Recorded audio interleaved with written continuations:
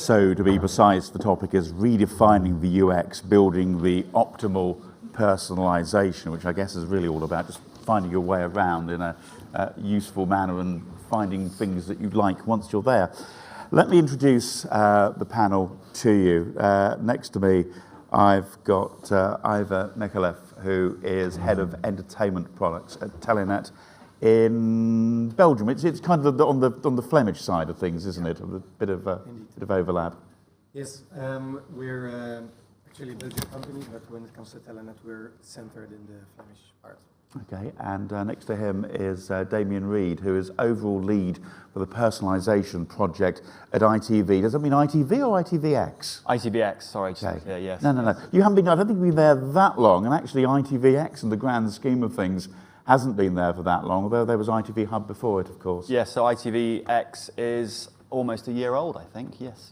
I've been there since August. So, and before that, I actually ran a personalisation company down in Bath, and we had lots of clients like MGM in the States and Join in Germany and people like that. So personalisation is a subject I get very passionate about and love. So. We'll test that out over the next 45 minutes or so. Richard Soderberg is Head of UX Research at Sky. Does that mean Sky UK or Sky across the European footprint? So we look at the entire footprint of that.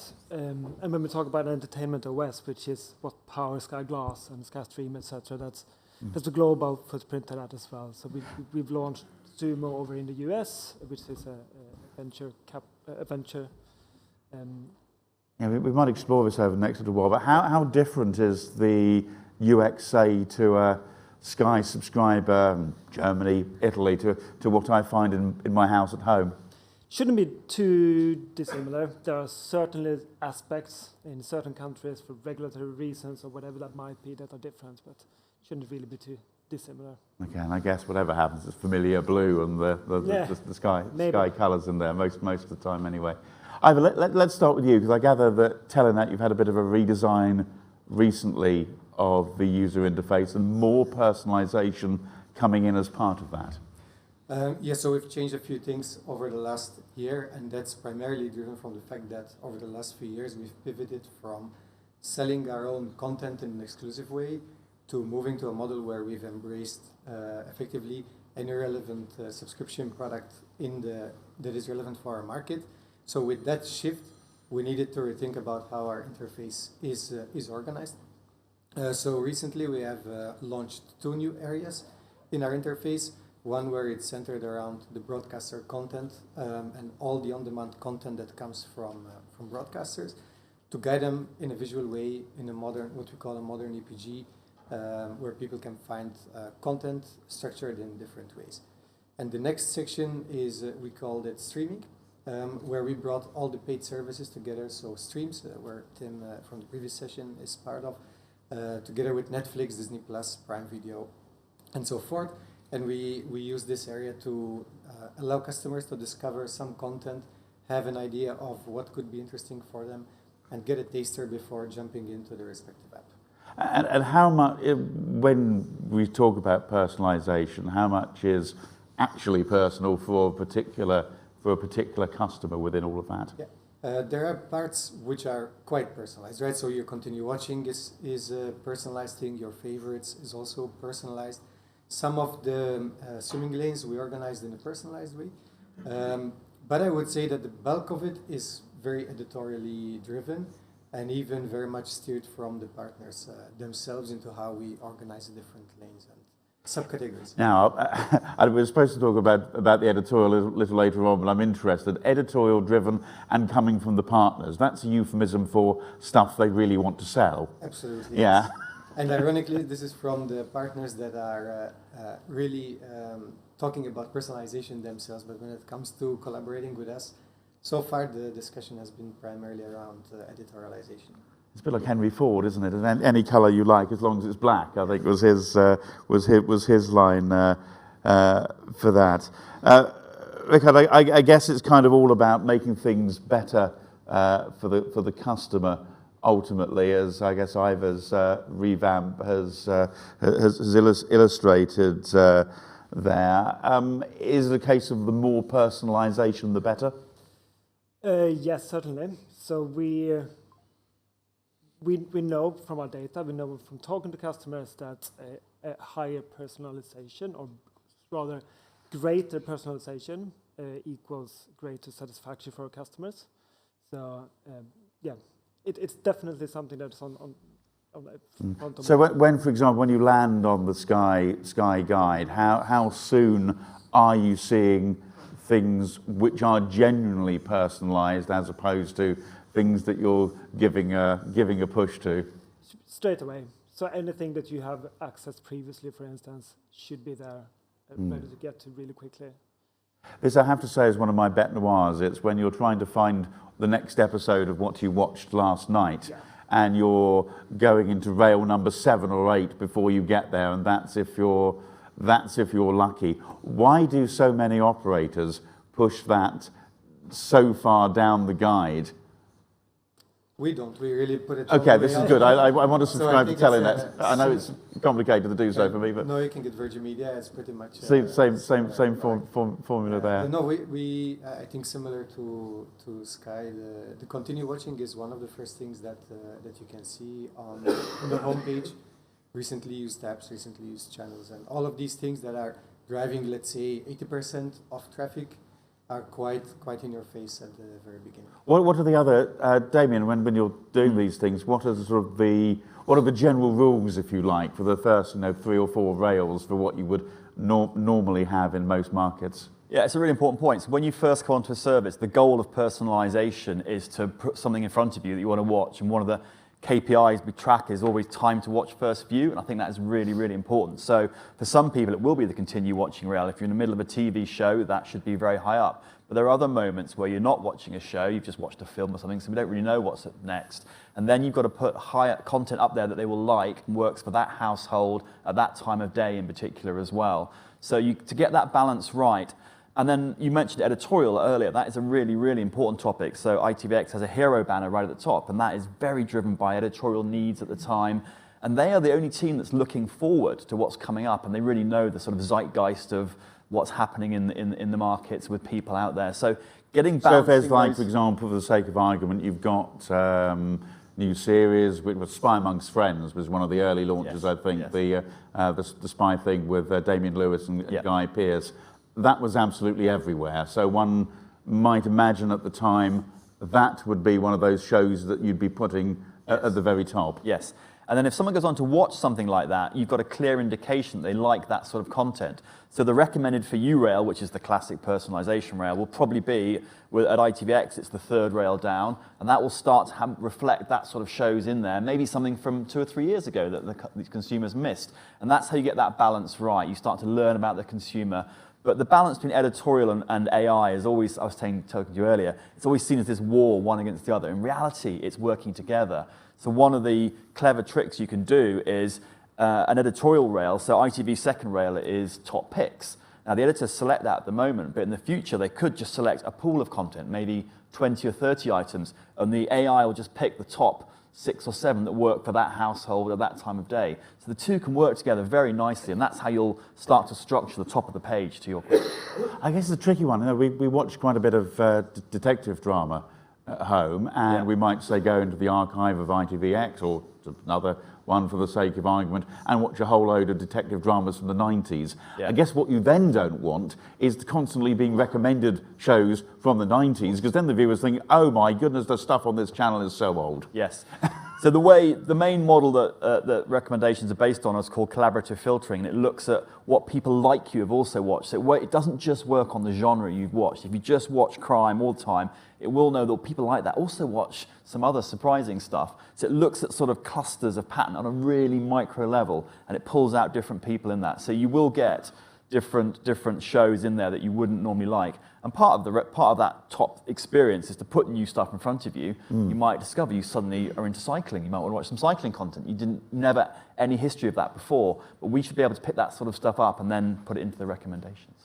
And then over, for example, if you're watching something, and again, I guess a lot of these examples are going to vary from operator to operator, but if you're watching something, say you've watched the movie, would what you're offered be different to when you sat down 2 hours prior to that, the system would change it, as it were. Most of the providers out there remove the content you've just watched from recommendations, because that always looks a bit odd. You've just watched something and it appears in there. There's a bit of time lag normally, but it should be quite soon. And I guess all of this, Rickard, is to make the journey, I hate that phrase really, but I'll use it anyway, as easy as possible. What other sort of tricks and tips are there to smooth that process? Yeah, well, like I said, it's any fundamental product or any successful product does that really well. So it's a great experience, and it enables you to do whatever task that you're there to do really, really quickly. So in the context of this room and what we're discussing here, it's a lot of that is getting to the content that is as the most relevant content to you as quickly as possible. Number of ways of doing that, obviously, but yeah, personalization is a key cornerstone to that strategy, obviously. Another thing is, as you just mentioned as well, which is content discovery. So again, we know, as I mentioned earlier, we know that personalization is very important. We equally know that content discovery is important. It's important to our customers because then they discover the repertoire and they create value. Back to the topics earlier this morning around getting value for money in a tough economic climate. And it's good for us because that means, I say us in the general. Because there is, I guess there's the issue of the Donald Rumsfeld style known unknown, because exactly. There will be content that the consumer just genuinely doesn't know that they like. There obviously will be something deep down as to why, and I guess the system, AI in particular, but maybe editorial too, able to recommend that based on just some little thread in previous shows that the customers watched? Yeah, definitely. And again, back to what we were saying earlier, it's a combination of editorial and IA. And it is very important because, as I said, if we can reduce the churn on any of our platforms, that's good for us and it's good for the customer because they've discovered something new. I do find it strange. I think Netflix in particular, there's whole swathes of Netflix content. I was completely oblivious, despite the fact I write about the thing for a living. Completely oblivious that they did, a whole load of children's content or some of the lifestyle things they do, because I don't recall that that's ever been recommended to me. And I don't know. Same on ITV. I started working there in August, and suddenly you discover there's a massive depth of great content. There's 2,500 brand assets on ITV.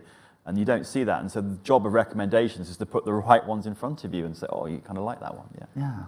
But I think it also boils down to the fact that a lot of these streaming services are actually recommending in their own silo, right? Where as a pay TV platform where you give access to all of these services, David said earlier that these apps are black box, and I think we need to open up that discussion with the partners to start to know the data behind it.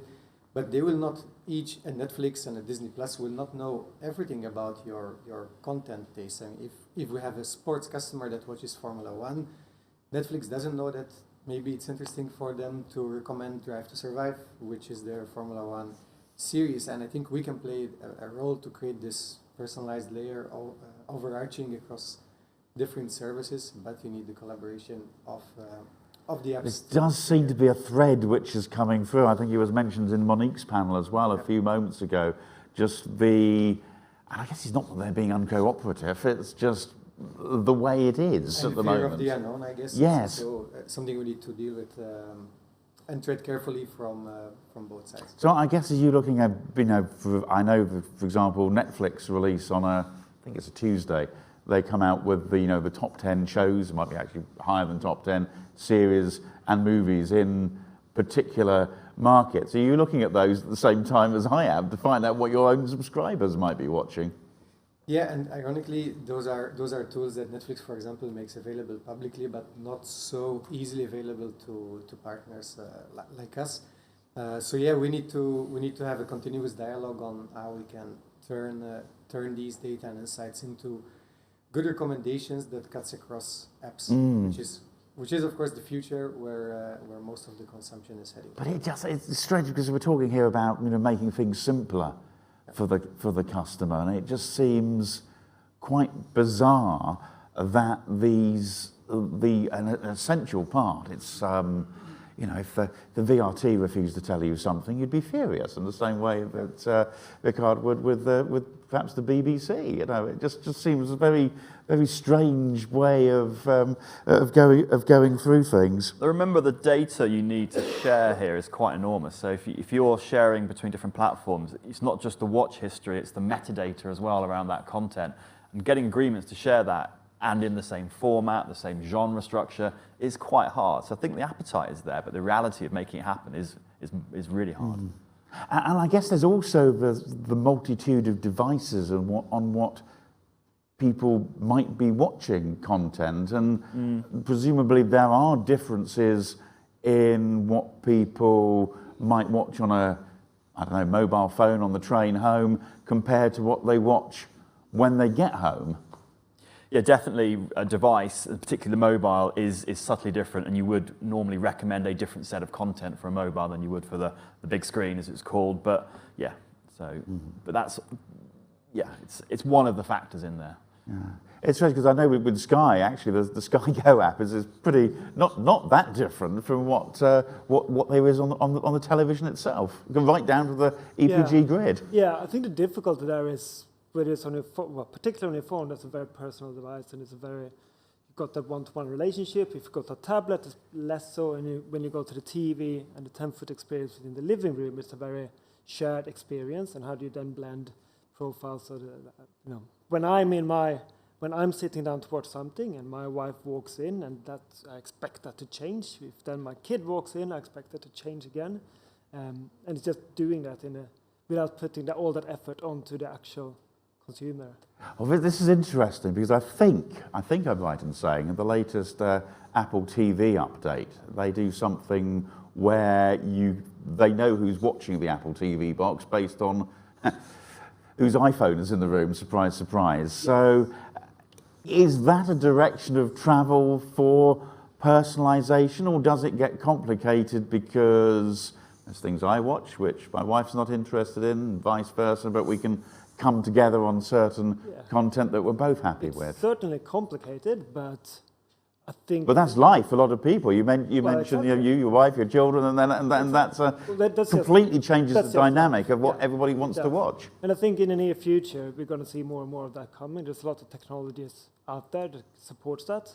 In terms of using your phone, yes, that could be true. You could have dropped your phone in between the cushion seats on your sofa, and it still thinks that you are there when in fact you're in the other room. Or it gets really complicated when you get into the details of it, but certainly something I think is going to change over the next few years. I think you've got to balance that with consumer privacy as well, and the creepy factor. So you've got to get that balance right, and I think you've got to be very careful in what you do there. I guess there is the good old-fashioned log in, and I know it's a lot of companies do it with you can choose a character from one of their current shows in order to do it with. I've just recently become Captain Pike on Paramount Plus, but there's the method of logging in and saying who's there, even if it does mean my stuff gets populated by what my wife wants to watch.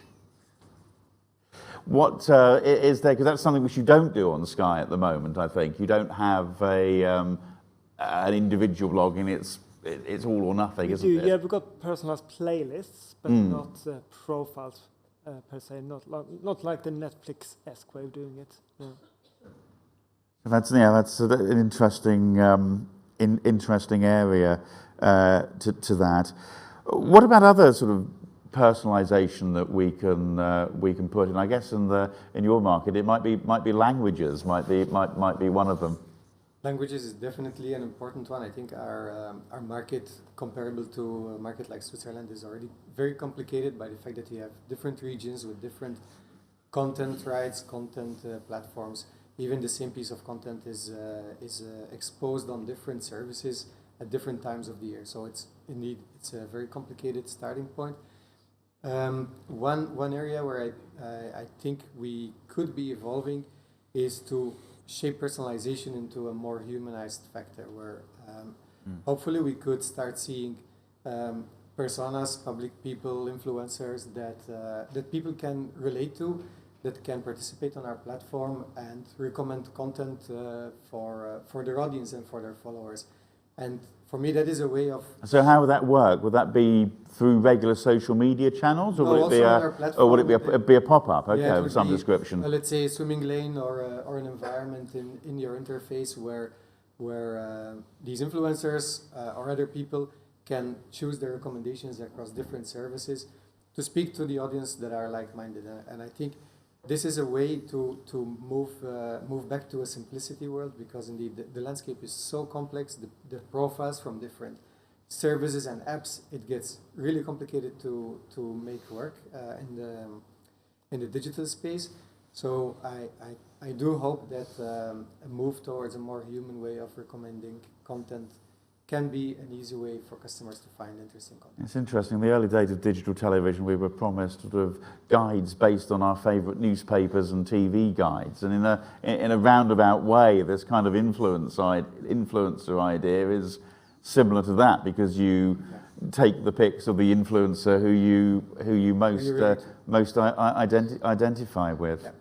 Are there other areas, I wonder, sort of things like subtitling and audio description, and knowing maybe that a particular user wants to see that content? The other two dimensions that I find really important are building on the human factor, moods. Customers and households can be in certain moods for certain content, certain time, and if you look at the moods within a show, you can really pull that out and drive recommendations based on that. And the other thing is really important. So somebody who always watches a comedy on a Friday night, there's a reasonable chance they'd want that again? Yeah, it's deeper than that. It's probably a dark comedy, or it's probably a light-hearted crime, because crime can mean all sorts of things. There's a whole range of that. So it's getting that one level down and understanding, people like Vera like that certain sort of crime show, and that's what they like. They don't want to go into the more extreme crime shows. And it's getting that one level down in that mood. And the other dimension that's really important is time of day and time of week. Particularly in a non-profile environment, you have kids coming in at 4 o'clock, 3 o'clock in the afternoon, very much kids profiles that time. Then you have sort of collaboratives, a little more sort of family TV, and then you have the adult TV in the evening. So that sort of spectrum of different times, and weekends are very different with sports as well. So recommending time of day and time of week is really important. I guess it's almost bringing a new dimension to how a linear schedule still is of piloting people through. If you think of, BBC One, a early evening schedule, it's basically been the same for years. News, family show, comedy, slightly lighter drama, and so on and so forth, through to match of the day at the other end of the evening. And it's presumably building that, but then adding several more layers to it to make sure that what happens in a particular family is correct. If that household never watches football, you wouldn't show the match of the day, for example. So it's tailoring what is already an established viewing pattern. At the end of the day, you're working with what consumers want, which is what schedulers have done for years, right? That's an interesting one. But back to your point around do come in. accessibility aspects of it. Yes, if we know who's sitting there in front of the TV, we should definitely be able to provide those things, whether that's, to your point, subtitles or audio description or tailoring the interface so we have a high contrast view of that. But even like this is about optimal personalization, and a lot of the stuff we've been talking about now is kind of content personalization. But if you're talking about that full experience, so everything from certain settings to should we display pin prompts for this person that is sitting there now, or should we not? Because that's quite disruptive. What are the purchase limits for this person that's sitting here? Maybe it's nil if it's a child, but it's something else for someone else.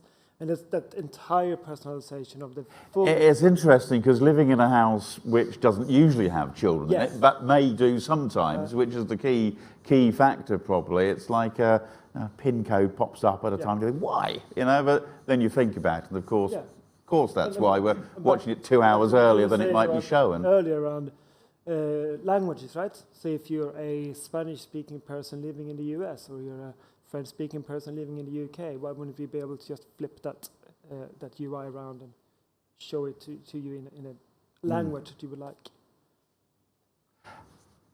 No, I'm just intrigued by the idea of changing the interface, because that's something that for pay TV players like us, it's getting quite complicated to try to satisfy such a diverse market, where you have the traditionalists of pay TV, where a lot of the consumption is on linear TV, whereas you have the newer demographics watching more online and apps, and having one interface that needs to serve everybody is, of course, really dissatisfying for everybody. If there are ways that we can personalize it, to say, hey, these are the services you want to watch. Do you want an EPG, yes or no? Do you want specific language content?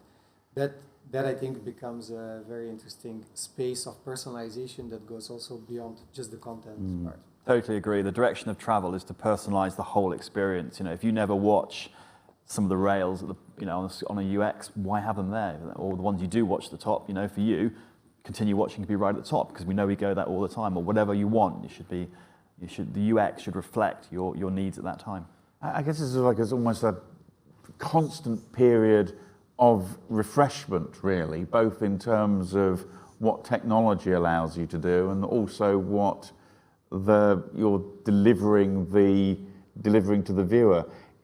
I just wonder, when you look and review at what's there, which I guess you either do on a regular basis or a semi-regular basis, what is it that you're thinking about in terms of functionality that might be shifted around, or things that actually used to work very well but no longer do? I mean, it's all, the user interfaces at the moment across a lot of these services are very strong, very powerful. They work, as we said, for the majority of customers. It's tailoring around the edges. So a household that never watches sport should never have the sports for you rail anywhere near the top of the screen. It should be some at the bottom. So it's balancing that. But I want to go back to one point before. Let's not lose sight of editorial teams as well and how important working with them is. So there's always going to be parts of the UX.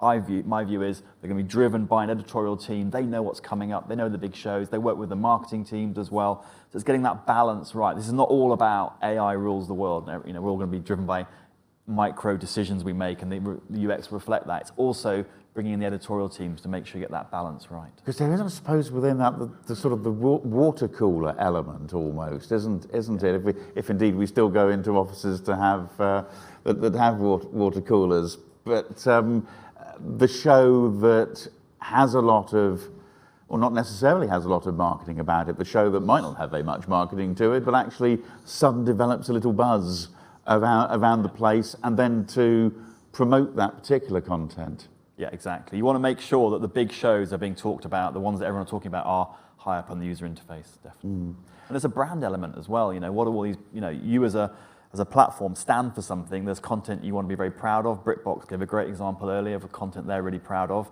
You want to make sure that content is front and center to reinforce your brand as well. This is an interesting one, actually. I was thinking about that during the conversation with Monique, and particularly with regards to BritBox. They are very definite in what they have. It's content that sort of belongs to the BBC or to ITV, which is a very cool way of placing it. But it's good content, which is the point. But you get other services which are actually a little bit woolly, and it's difficult for them to, I don't know, have what you can definitely say belongs to such a service. And I wonder if that in itself presents a challenge when marketing. That's perhaps where the editorial teams are at their best. Yeah, I'm not an expert on this area, but you definitely need to have a clear proposition for consumers. Yes, absolutely. What about user feedback, Ricardo? What sort of things have you gotten back from customers, and either sort of ad hoc or maybe in some testing that you've been able to do with them? Yeah, sure. So it's like I said, we do qual and quant research at early stage as we go through product development and as we kind of launch and kind of run that life cycle. Interesting things that come out is, again, back to the accessibility thing, is that people use subtitles. Fully able-bodied people that wouldn't need to use it, of course, a lot of reasons. It's you've got kids sleeping in the house, you've got lower volume, you've got subtitles on, you're doing multitasking, doing other stuff. Things like that come out kind of serendipity. But there's a lot of other interesting things as well, because we're looking at voice is quite prevalent in our OS, so we're doing a lot of research around that and how that can, again, help you get quicker to what you want to get. Interesting. More so, isn't it? But more so than the navigating down? I guess it's because you can pinpoint an actor or a show or a channel to... Exactly. Yeah. But yeah, we try to, like, our role as a team is just to provide confidence that we build the right thing to start with, and then when we are building it, that we build it right. That's effectively what we're there for. I guess this is like quantitative versus qualitative balance, really, isn't it, between getting one thing against another. How do you play the two of them off? We use both in different for different use cases. So let's start with the quantitative part. So every 6 weeks, for example, when we do a new release, we run a general product NPS research, which I like to call the heartbeat of our product, where you can get a sentiment of how our customers are feeling. So NPS, that's Net Promoter Score? Yeah, that's it. So you ask them how they feel about the product, what they associate you with, how are they experiencing streaming, time to find content, and all sorts of questions that allow us to then pick up and improve the general stability and overall experience. That I think it's an important way to run this on a large volume of customers so that you get bulk information. But then when we do change things quite drastically, when we're trying out something new in the interface, for example, you want to also use qualitative feedback because you have an idea of how you think customers should experience a certain part of the UI, but quantitative is not going to tell you why they don't like something. So you need to have those interviews, conversations, in-depth interviews so that you can see how they are navigating and where they get stuck and why they get stuck. So you need to use both for different purposes and different moments in time. Dare I ask, have you ever, you must have done, had something which you've brought in because all the logic said that you do it, and then you've had one of these conversations with the customer group and they've said, no. You've had to put it back. Yeah, and that's you got an example you can share? Well, I have an example. For example, the story I gave in the beginning on the two new areas that we've introduced, broadcaster and streaming apps. Yes. We actually wanted to go a step further, and we wanted to blend all content across Netflix and broadcasters. And our customers told us that they associate broadcaster content in a very different way than they look at paid services. So we realized that maybe we're a little bit a step too far to try and help customers navigate movies across the board, whether it's paid or linear content. So we did take a step back and eased our way into what customers made. And is that, based on what we know, is that something that might change over time as the younger demographic who really don't really bother with the linear services in the first place, whereas the older audience who presumably are making some kind of separation? Yeah, that's what interviewing customers will give you, right? It will give you that grounded perspective of where they are in their experience, where we think, of course, everybody is using apps, everybody has moved to on-demand, and you want to guide customers in a way that you think is logical, but it's important to really understand what customers feel about it. Yeah, no, very, very, very much so. What are the sort of trends which are sort of beginning to sort of conduct your thinking, shall we say, going forward on the development of the UX? Ricardo, start with you. Yeah, sure. Yeah, I mean, AI is the obvious elephant in the room there, right? Like, it has to be embraced in the correct way of doing it. I say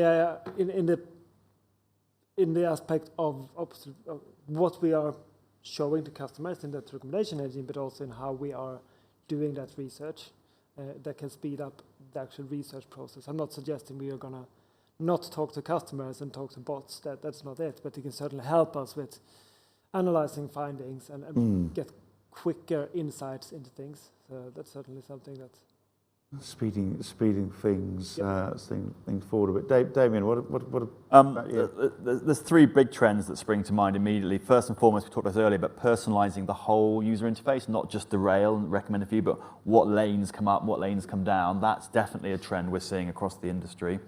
Live TV, everyone assumes recommendations is just for on-demand content, and it obviously does work very well for content.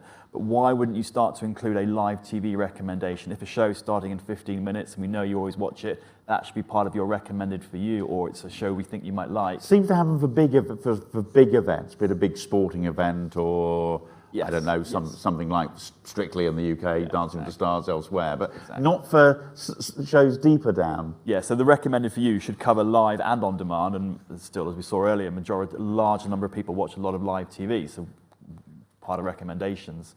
And also, as I talked about earlier, getting the editorial teams to work with the algorithm, so they select a pool of content, and all the AI does is just optimize the top 3 or 4 for that household. That's definitely a direction of travel I'm seeing a lot of. Interesting. Editorial teams at the moment, presumably they're working, I don't know, simply some of them do come from places like Radio Times and TV Times, all that sort of what's on TV, because that's the skill set as required. But we're talking about like adding in a different skill to the mix, really.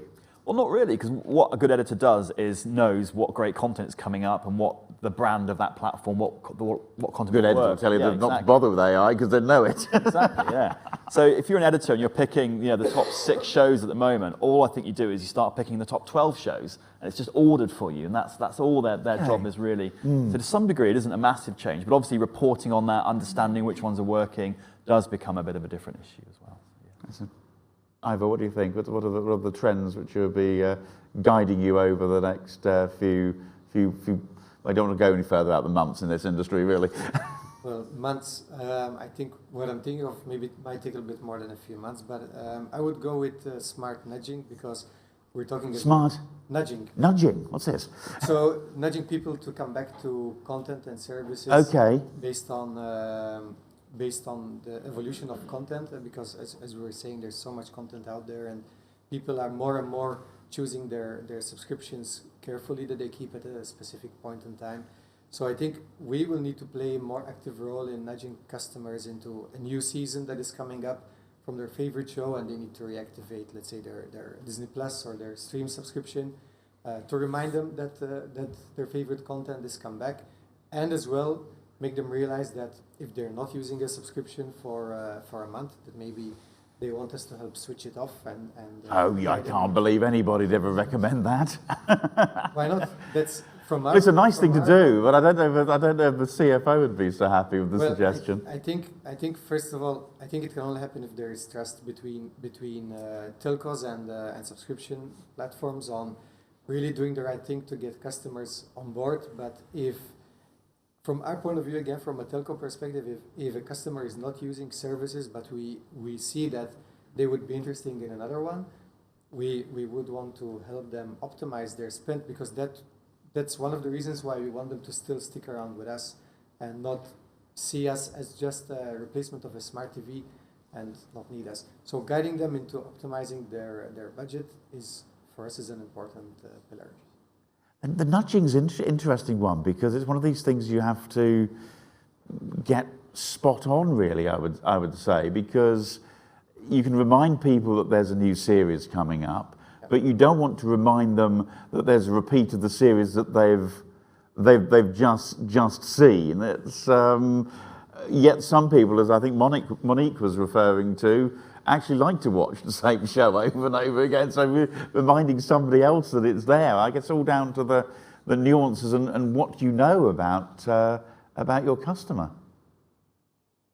True. Yeah, a very interesting one. Right, I think we might actually wrap things up now, so we can get a little bit on track with lunchtime, which is scheduled for 5 minutes ago. So. But thank you all very much for taking part. It's a really, really interesting area, and I